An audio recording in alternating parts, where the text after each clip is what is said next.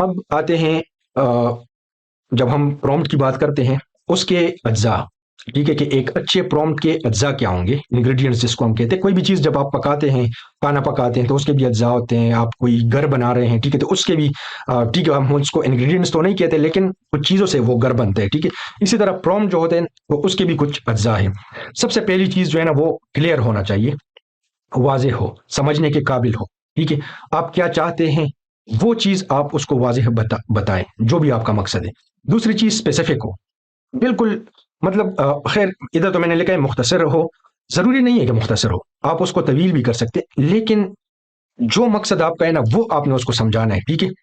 کیا چیز چاہیے، کس کے لیے چاہیے، کس فارمیٹ میں چاہیے، یہ انشاءاللہ آگے جا کے ہم اس کو پڑھیں گے. فی الحال اس کی ٹینشن نہ لیں، صرف سرسری ایک نظر میں آپ کو یہ دکھا رہا ہوں کہ ہوگا کیا، ٹھیک ہے. تیسرا یہ بہت امپورٹنٹ ہے، کنٹیکسچول، ٹھیک ہے. اس لفظ کو یاد رکھ لیں، کانٹیکسٹ ہم اس کو کہیں گے یا کنٹیکسچول، ٹھیک ہے. کنٹیکسٹ کہتے ہیں اردو میں، اگر ہم اس کا ترجمہ کریں سیاق و سباق، ٹھیک ہے، یا پس منظر بھی آپ اس کو کہہ سکتے ہیں.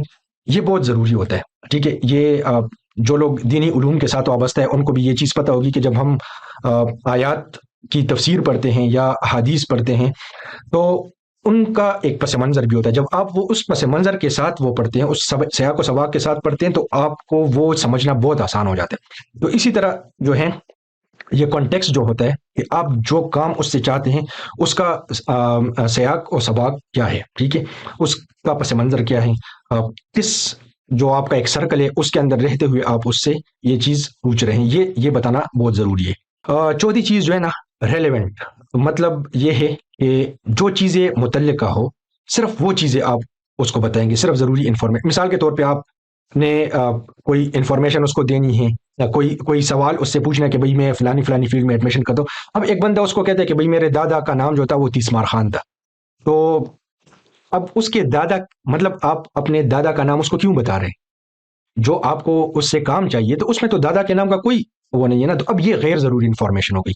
تو جتنی آپ اس میں غیر ضروری انفارمیشن دیں گے نا تو اس سے آپ کا جو جواب اس چیٹ جی پی ٹی سے آپ کو ملے گا وہ متاثر ہوگا، کیونکہ وہ مطلب ٹیکنیکل ٹرمینالوجیز میں ہم نہیں جاتے، جو تکنیکی اصطلاحات ہیں، لیکن بہرحال اس سے ہوتا یہ ہے کہ وہ کنفیوز ہو سکتا ہے، ٹھیک ہے. کہیں پر وہ لنکنگ ایسے کر لے گا کہ وہ جو انفارمیشن آپ کو دے گا وہ جو آپ چاہ رہے ہوں گے وہ نہیں ہوگا. تو غیر ضروری چیزیں آپ نہیں دیں گے، ٹھیک ہے، صرف متعلقہ جو چیز آپ کو چاہیے وہ دیں گے.